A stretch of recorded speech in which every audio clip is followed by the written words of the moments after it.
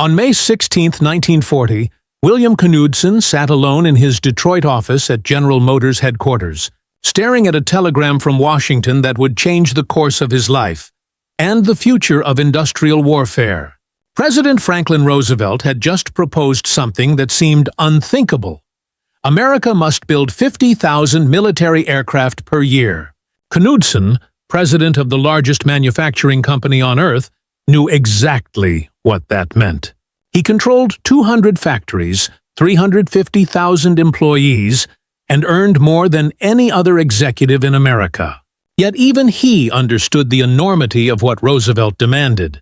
In 1939, the entire country had built fewer than 3,000 military aircraft.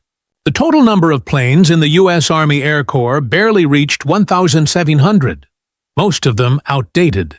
Roosevelt's target wasn't just ambitious, it was a declaration that America was preparing for war on a scale the world had never seen. And Knudsen knew that if such production was needed, war was coming soon. Within weeks, Roosevelt called Knudsen to Washington to lead the nation's industrial mobilization. He accepted without hesitation. It was May 1940. France was falling. Belgium and the Netherlands were gone, and Hitler's armies were pushing toward the English Channel. Britain stood alone. Roosevelt was asking American industry to do the impossible: build an air force larger than the rest of the world combined. In Berlin, Hitler and his generals laughed. German intelligence analysts studied Roosevelt's claims and dismissed them as propaganda. America, they reasoned, was a country of farmers and automobile builders, not warriors. Their reports insisted the United States lacked the skilled labor, precision tools, and raw materials to produce more than 15,000 aircraft a year. Hermann Goering himself mocked the idea, saying Americans could build fine refrigerators, but not complex aircraft that required German engineering precision. Hitler believed him, and that belief would become one of history's most catastrophic miscalculations. But in Detroit, one man thought differently. Charles "Cast Iron Charlie" Sorensen, Ford's brilliant vice president of production, believed Roosevelt's numbers weren't fantasy. He had helped Henry Ford invent the moving assembly line that revolutionized the automobile industry, taking car production from handcrafted art to industrial science. Sorensen understood what the Germans didn't: that the principles of mass production could be applied to anything, even aircraft. In early 1941, Sorensen traveled to Consolidated Aircraft in San Diego to inspect the factory building the new B-24 Liberator bomber. What he saw appalled him. Workers were hand-fitting parts without blueprints, measuring by eye, filing edges, drilling holes by hand. Each aircraft was unique. One bomber per day was considered an achievement. To Sorensen, it was madness. He spent that night in his hotel room sketching a plan that would forever change industrial warfare. A factory that could mass-produce heavy bombers just like cars, one every single hour. By dawn, he had drawn the layout of what would become Willow Run. Reuben Fleet, head of Consolidated, laughed at the idea. Planes were not cars, he said. But Sorensen didn't blink. Either Ford built complete bombers, or they wouldn't build at all. Fleet agreed, certain Ford would fail. Sorensen returned to Michigan and convinced Henry Ford to construct the largest factory the world had ever seen. A mile-long assembly line designed to build B-24 bombers at industrial scale. Construction began in April 1941, 35 miles west of Detroit, near Ypsilanti, Michigan. Architect Albert Kahn designed a colossal L-shaped building covering 3.5 million square feet, with its own power plant, hospital, and airport.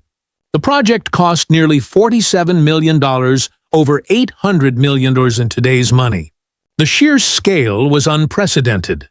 44,000 tons of steel, 400,000 board feet of lumber, and enough concrete to pave a highway from Detroit to Chicago. German intelligence learned of Willow Run's construction but dismissed it again as American overconfidence. They believed the factory would never work. When production began in October 1941, it seemed the Germans were right. Month after month passed without a single completed bomber. Newspapers mocked it as "Will it run?" a joke that stung Ford's pride. Senators investigated the project, questioning whether Ford's automobile expertise could ever translate to aircraft manufacturing. The problems were immense. Workers trained to shape steel mangled the softer aluminum. Tools designed for car parts crushed delicate aircraft components. Military engineers issued 575 design changes in a single year, forcing Ford to scrap and rebuild entire assembly jigs. By February 1942, 9 months in, Willow Run had produced exactly 0 bombers. But Sorensen refused to quit. He reorganized production, retrained workers, redesigned tools, and divided the B-24 into 11 major assemblies and 69 sub-assemblies. He built training schools that educated 8,000 new workers per week. Every defect became a lesson. By September 1942, the first complete B-24, the Spirit of Ypsilanti, rolled off the line. It wasn't combat-ready, but it flew, and that was enough. By early 1943, Ford was producing dozens of bombers per month. By spring, hundreds. Then the miracle happened. In April 1944, Willow Run built 453 bombers in 468 hours, one every 63 minutes. Sorensen's impossible dream had come true. The factory never slept. 42,000 workers labored in 3 shifts, most of them women and first-time industrial workers. They came from farms, cities, and small towns. People who had never built anything larger than a refrigerator now building machines that could cross oceans and drop 8,000 pounds of bombs.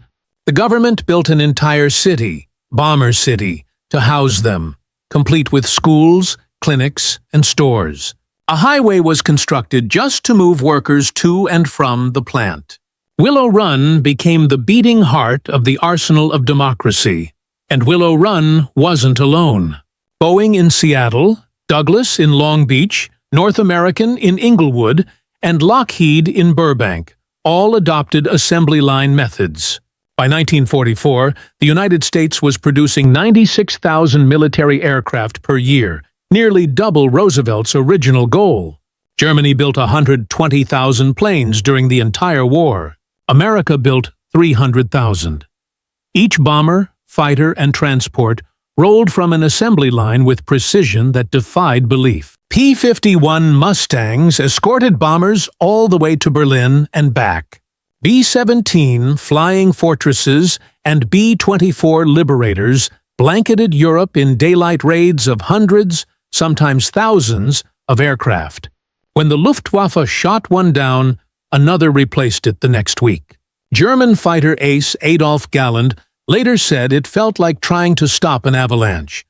You could destroy a few, but the mass never stopped coming. By 1944, American air power was unstoppable. In the Battle of the Bulge, when fog lifted on December 23rd, the skies filled with American planes, thousands of them, obliterating German tanks and supply columns. Within days, the offensive collapsed under relentless bombardment. A German officer later described it as an industrial hell. It was the final proof that America's true weapon wasn't just its army or navy. It was its factories. By war's end, Willow Run had built 8,685 bombers, helping the United States achieve production levels the Axis could never match. Charles Sorensen, who had engineered that miracle, was forced out of Ford in 1944 before the war ended.